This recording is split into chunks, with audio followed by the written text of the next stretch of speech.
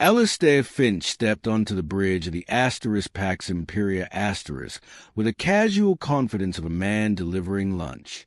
The Archon expected begging. He got an accountant. The air tasted of filtered sterility and authority, cold metal and ionized particles that spoke of absolute power. Supreme Archon Cast Iron sat elevated on his command throne, dark robes flowing like liquid shadow, pale face a mask of serene control. His aide, Kais, shifted nervously beside him. Receiving him on the bridge is unorthodox, Kais whispered, sweat beading on his narrow forehead. Containment protocols suggest. Let the child see our power, Cast Iron interrupted, watching the swirling nebula on the main screen. His smile was paper-thin, condescending. Let him witness the heart of the hegemony. It will make him more compliant. Alistair met the Archon's gaze without flinching. His smile was polite, professional, the expression of someone about to discuss quarterly earnings rather than galactic warfare. When he spoke, his voice carried the casual authority of absolute certainty. Archon, per first contact protocols, I'm here to discuss the terms of your surrender regarding the silent plague. The silence that followed could have stopped a star. Kais made a choking sound, his face draining to waxy bays. The Praetorian guards remained motionless, but Alistair felt the change, coiled violence waiting for a trigger. For one glorious microsecond, Castian's mask cracked. Then it reformed, harder and colder than before. Triple security, he commanded, his voice resonating through the deck plates. The private chamber was a weapon disguised as luxury. Dark wood from dead worlds, polished to mirror perfection, but treated to devour light, creating infinite claustrophobic depth. Alistair ignored the brutally uncomfortable chair placed at the room's center, standing with hands clasped behind his back. 6 Praetorians flanked the door, turning opulence into a cage. The silent plague, Cast Iron said, his voice smooth as poisoned silk. Such theatrical phrasing. Your species has existed in galactic society for barely a century. Your children playing with concept beyond your comprehension. We comprehend data, Alistair replied, his tone maddeningly level.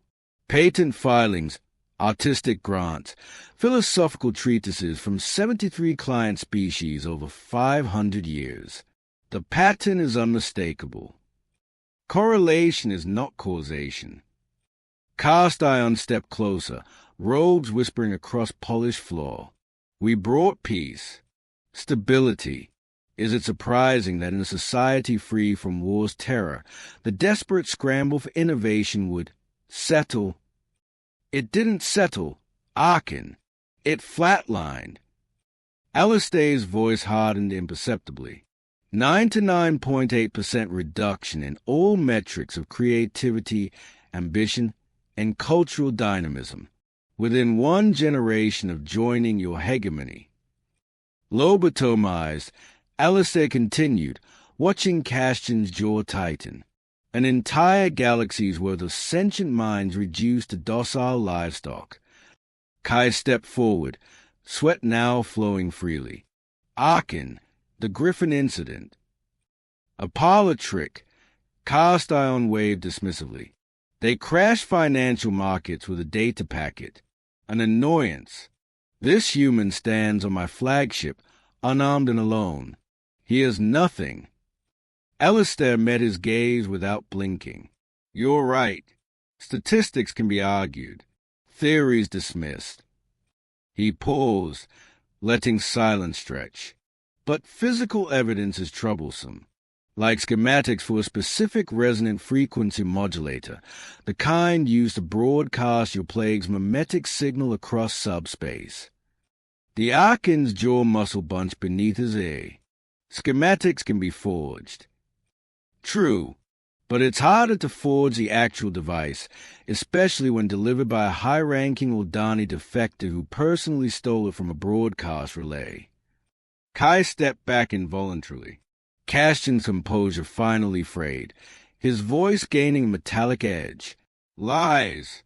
Desperate fabrications. Is it? Alistair tilted his head. Let's conduct a small experiment. He glanced at the chronometer. 1 minute ago, a heavily encrypted data packet was delivered to Hyperion News. Very reputable, very curious, very widely read. The file is titled Hegemony Pacification Statistics. He produced a thin metallic card, sliding it across the floor. It spun slowly before stopping near Caston's boots. The decryption key. You have 5 minutes to verify the file's existence. If you don't, or if you interfere with me in any way, my next scheduled check-in fails. When it fails, everything goes public. Schematics, testimony, the complete dataset. Every news agency, government, and rogue collective from here to the Galactic rim. Alistair's smile never wavered. Your call, Arkin. The clock is ticking. Confined to a gilded cage, Alistair stood by his suite's window. Every surface was monitored, every breath analyzed. They searched for transmitters, weapons, contraband thoughts. They found nothing. 12 Praetorians stood guard outside, helmeted heads constantly scanning. A fortress of flesh and steel. Alistair raised his left hand, rubbing his knuckles as if working out tension. His thumb pressed firmly on his index finger's largest knuckle, a simple, innocuous movement. Beneath the skin, nestled against bone, a microscopic paired particle communicator activated. Terra scientists had dismissed it as a novelty during first contact assessments. Too low bandwidth for real data, requiring paired creation, useless for military networks. They were right. Useless for battle plans or schematics. Perfect for a single bit of information, yes or no. Go or stop. The device drew no power, emitted no radiation. It simply altered the quantum spin state of its twin light years away, a whisper carried on reality's fabric, invisible to electromagnetic jammers and sensor sweeps. Alistair dropped his hand, walked to the bar, and poured water. His expression remained placid, almost bored. The first move was made. Now chaos would answer. The Stray Comet Asterisk was beautiful in its ugliness, a Class 4 orbital garbage hauler gutted and rebuilt so many times it was less ship than testament to desperation and ingenuity. Hidden in a planetary ring's debris field, its scarred hull chemically treated to mimic surrounding junk. Inside, Yocasta glitched Noakes saw the signal on her custom monitor. A steady red light blinked once, turned brilliant green. Bingo! She slammed both palms on her console. The beautiful man did it. Green light. Go time. Behind her, Boris sat cross-legged on deck plating, an Aldani anomaly. His species was known for placid obedience, complete lack of ambition. But Boris had grown up in deep space mining colonies where the hegemony's broadcast was too weak to fully penetrate. When reintegrated as an adult, the silent plague had washed over his already formed mind. Instead of succumbing, he'd recoiled. 30 years of faking docility while volcanic fury churned within, pressure building with every patronizing glance, every casual insult. At Glitch's shout, his eyes snapped open, dark, intelligent, blazing with intensity that would terrify any Dorn who saw them. The mask was gone. The time for patience is over, he rumbled, his voice like tectonic plates grinding together. Glitch grinned, fingers blurring across her keyboard, coaxing dormant systems to life. Patience is for suckers and statues. I've got a planet-sized tyrant machine to prank call. The first sign of trouble was subtle. The Pax Imperia's main chronometer flickered, displaying time as 3 days future for a fraction of a second before snapping back. Glitz polite coughed before kicking down the door. Then she kicked. A brute force assault would have been clumsy, a battering ram against a fortress. Her attack was toxin introduced into the ship's bloodstream. She didn't break the primary firewall. She slipped through the neglected low-security network managing crew amenities. The vulnerability had been hidden in the officers' mess ordering system for weeks. No one considered the catastrophic potential of a weaponized appetizer menu. From that tiny foothold, she swarmed through secondary systems like a virus. Internal chronometers desynchronized by microseconds, then seconds.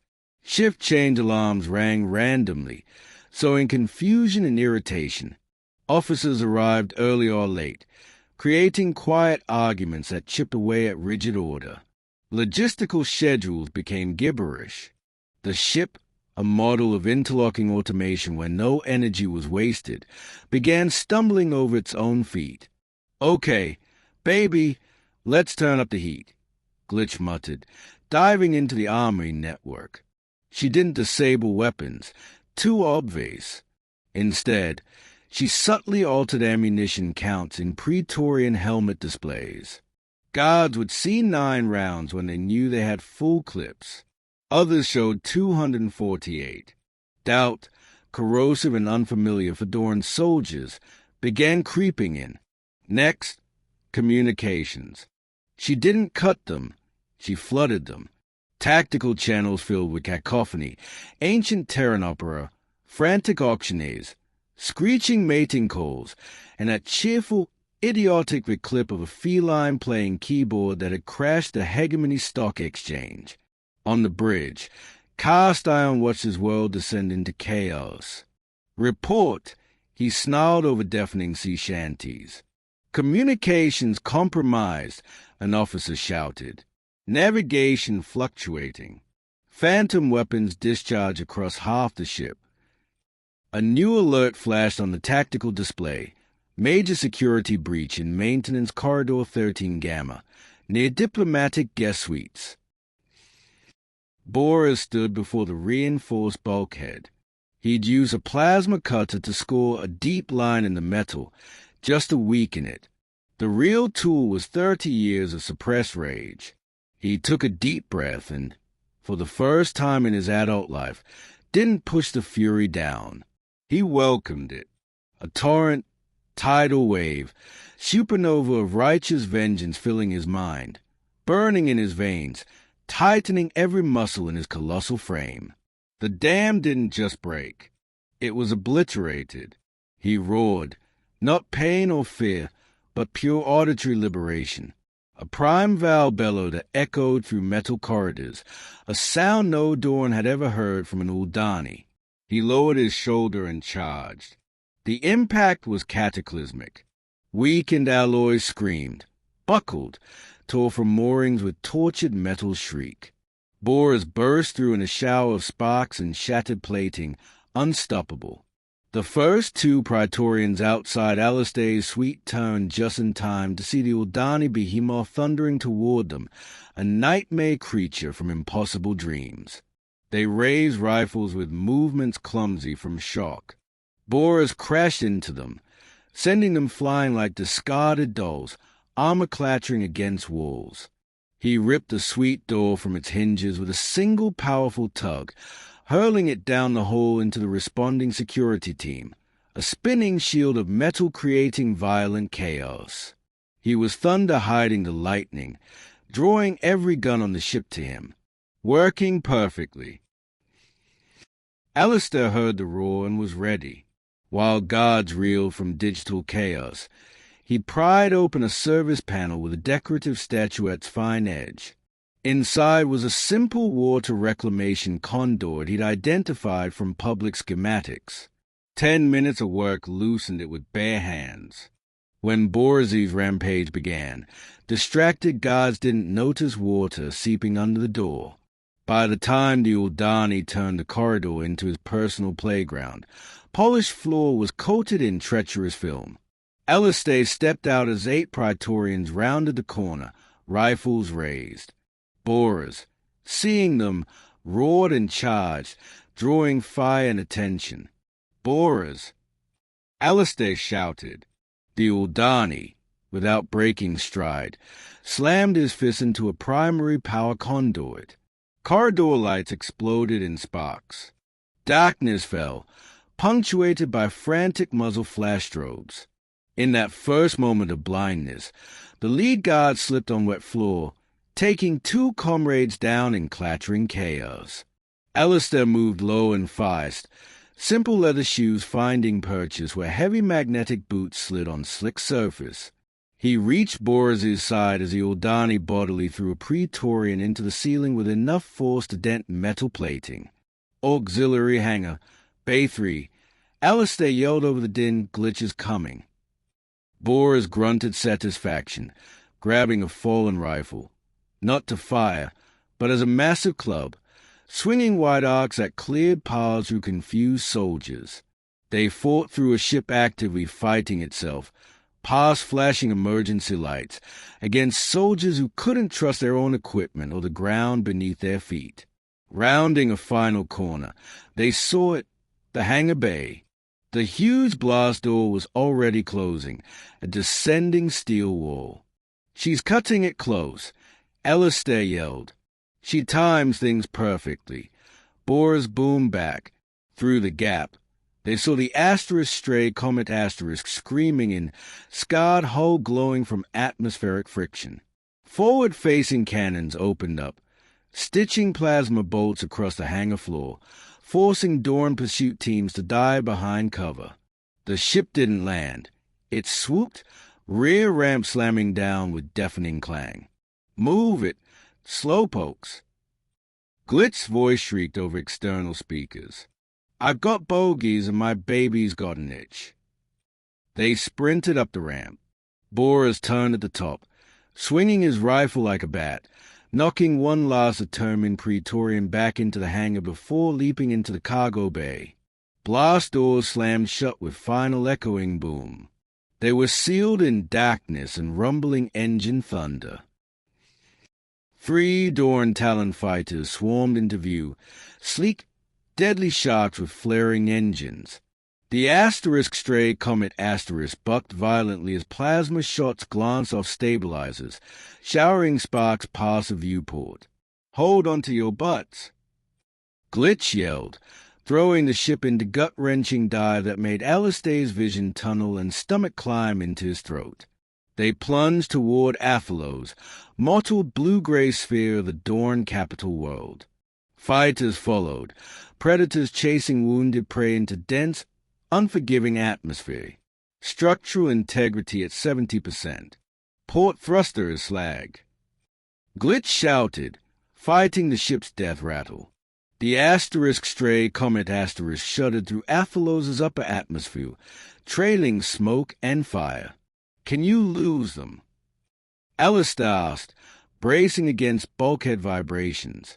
"Lose them? I could lose my shadow in a dark room," Glitch retorted, yanking controls hard left. "But these guys are persistent and my baby is hurt. I need to put her down before she falls apart." "Guided crash," Boris stated calmly, wedged immovably in cockpit corner. "Guided is a strong word," Glitch muttered, scanning sprawling cityscape below.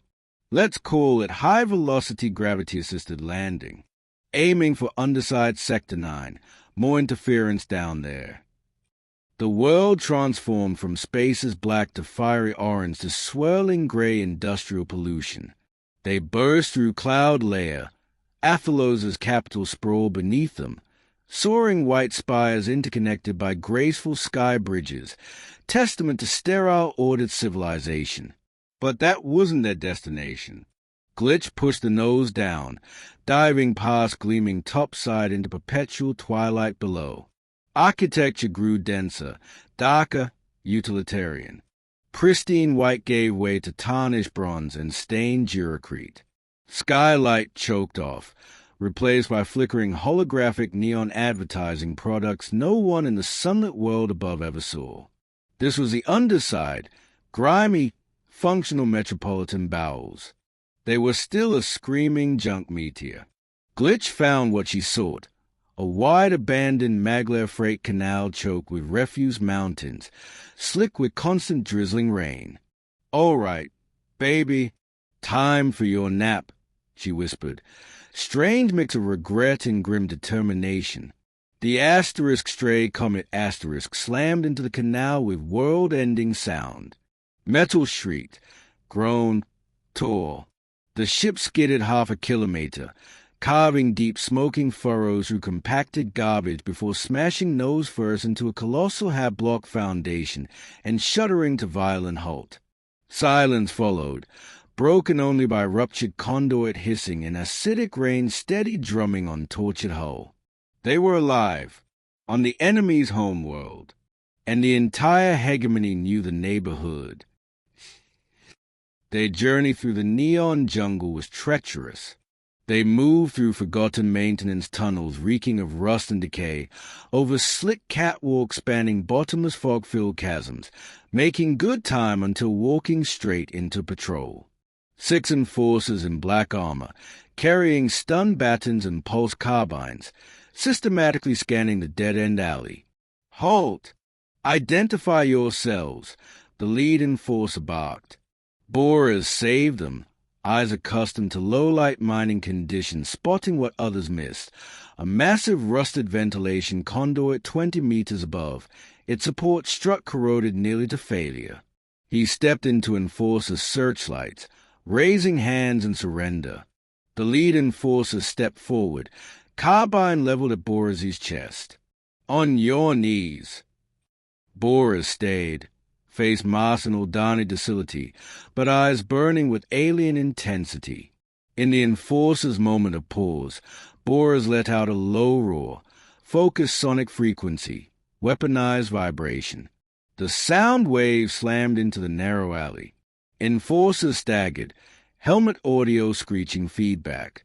The corroded strut shuddered violently, cracks spreading like lightning. "Now!" Alistair yelled. Glitch hit the switch. The garish noodle sign exploded in blinding white flash while the strut gave way with groaning shriek. The massive conduit swung down like a colossal pendulum, crashing into the building and blocking the alley with twisted metal.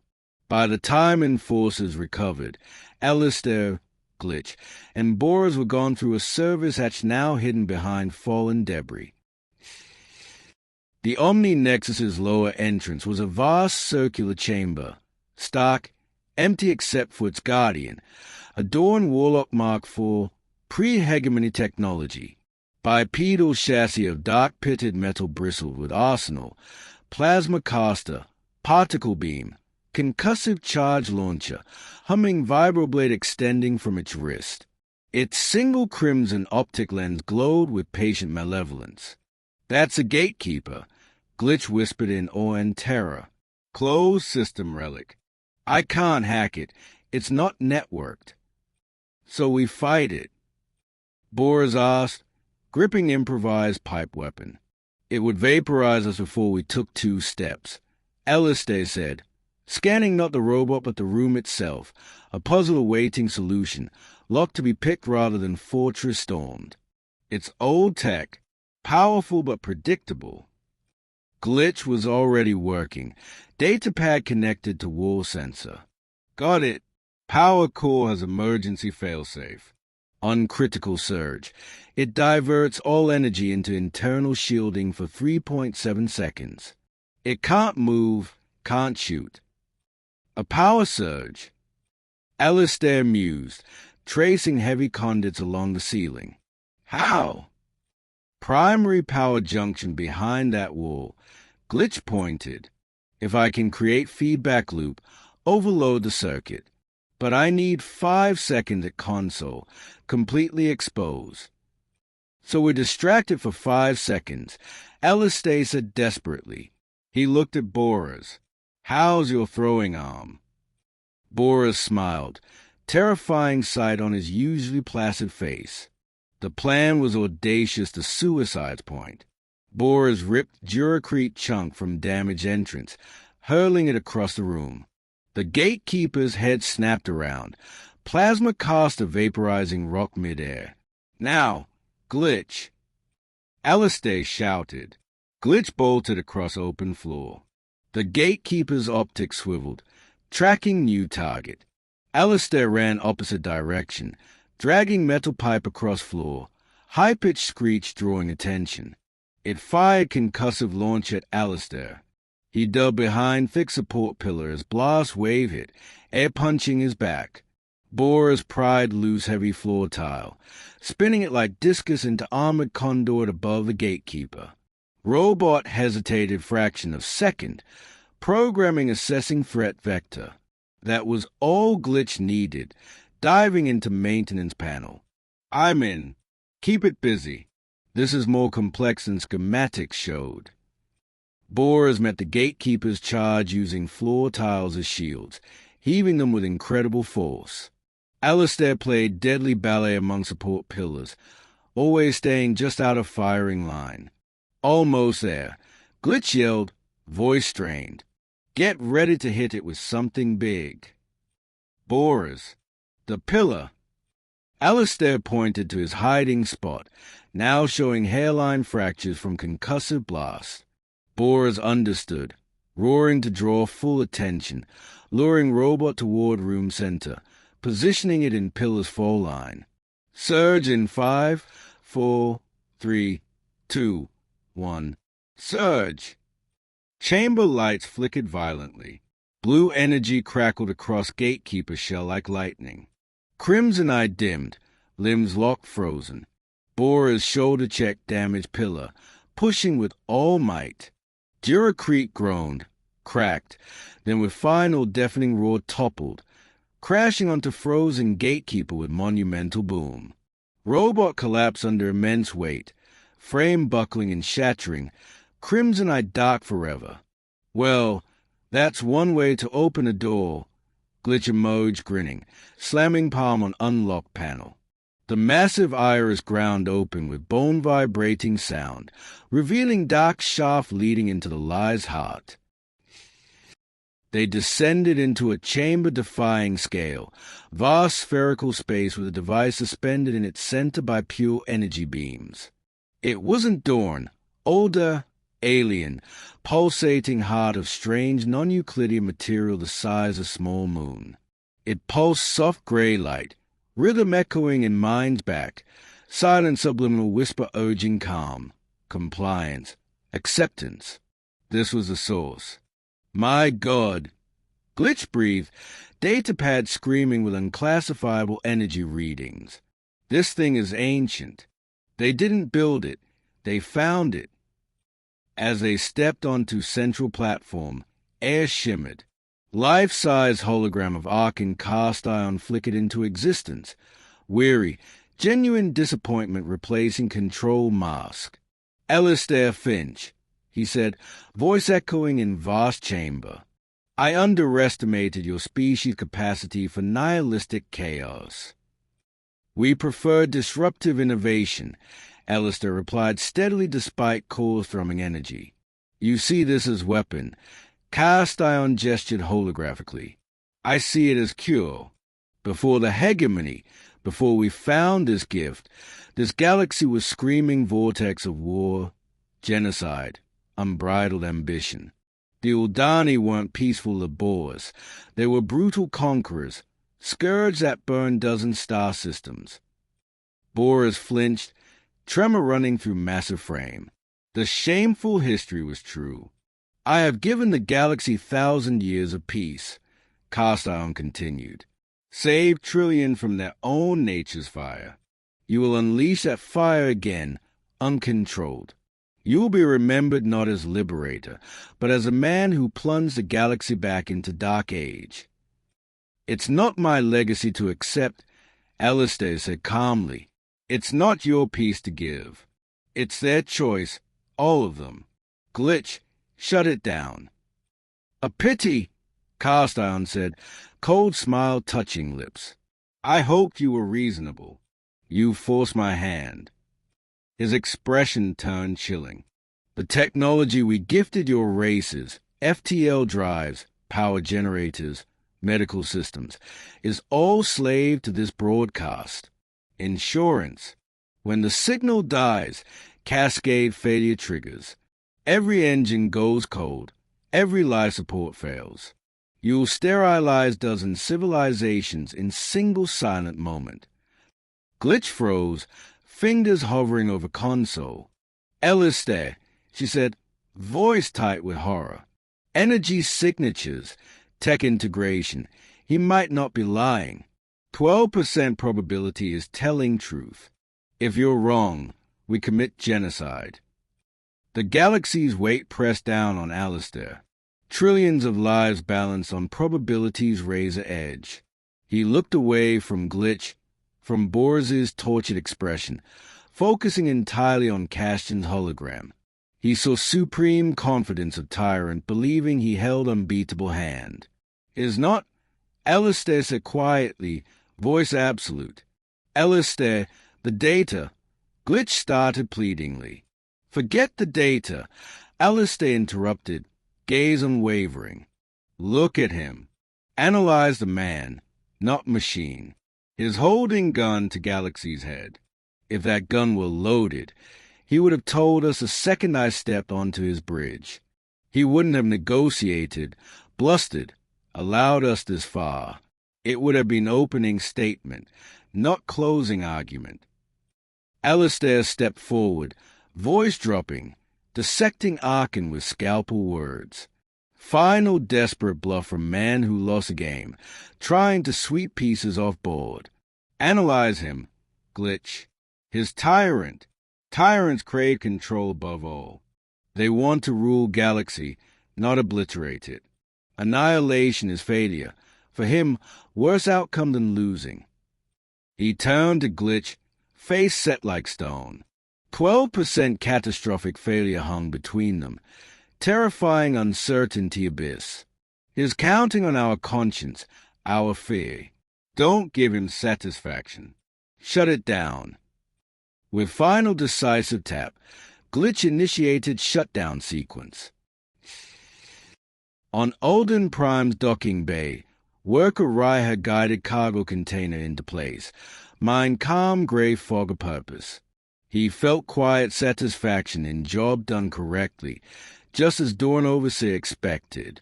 Then fog vanished. Sudden horrifying soul vertigo. Gray, comfortable world shattered, replaced by explosion of sharp, painful, terrifyingly bright colors. 40 years of suppressed ambition, forgotten dreams, buried thoughts flooded consciousness. Decades of unknown resentment surged surface. He gasped, not pain, but profound shock. Awakening wasn't bodily sickness, but spiritual revelation, ignition. He looked at his hands, truly seeing them as his own. Then up at Dorn Overseer's usual board superiority. Raiha felt first true coherent emotion of adult life. Simmering rage he never knew existed coalesced into sharp clarity point. He didn't moan or cry, just let out low guttural growl. Clenching fists. He wasn't alone. Across docking bay, city, planet, galaxy, awakening spreading on 73 worlds. Trillions of minds suddenly, violently, beautifully snapping into focus. The sickness was a cure. Its primary symptom, revolution. # epilogue. The new dawn. Rebellion fires lit Athalos' underside. Chaos was instantaneous and glorious. Dorn enforcer ordering curfew met not with compliance but thrown bottles. Small defiance multiplied billions became inferno. Fighting their way back to crash site, Glitch patched stray comets systems with wire, prayer, stubborn determination. Ugly, but flyable. Lifting off, city below was newfound freedom tapestry. Skirmishes everywhere. Pristine upper levels shrouded in smoke from burning vehicles, makeshift barricades. 1,000-year hegemony crumbling in hours. Look at them go. Glitch whooped triumphantly. We didn't just rattle bars, blew up the whole damn zoo. Boris stood at viewport, battered form silhouetted against burning city. He watched as people in dozens of species fighting in streets, faces alight with fire he'd only seen in his reflection. Tears streamed down unchecked. He was home. Alistair leaned back, rare, genuine smile touching face. He pressed index knuckle. Single-bit particles signal shooting across galaxy instantaneously. Small light on Glitz console blinked red to green. "That's all clear," she grinned widely. "Deep space relay got go signal.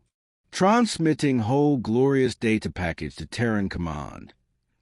Alistair nodded, watching crumbling empire on screen. He keyed secure comm channel to highest government levels. Finch to Terran command. Package should be arriving shortly. Phase 1 diplomatic negotiations complete. He paused, watching Dawn patrol cruiser overwhelmed by weaponized cargo hauler fleet. "You're going to love this." Asterisk, the silent plague was broken. The galaxy was awake, and humanity had just announced itself not as conquerors, but as liberators, armed not with weapons, but with the most dangerous force in the universe. The truth. Asterisk.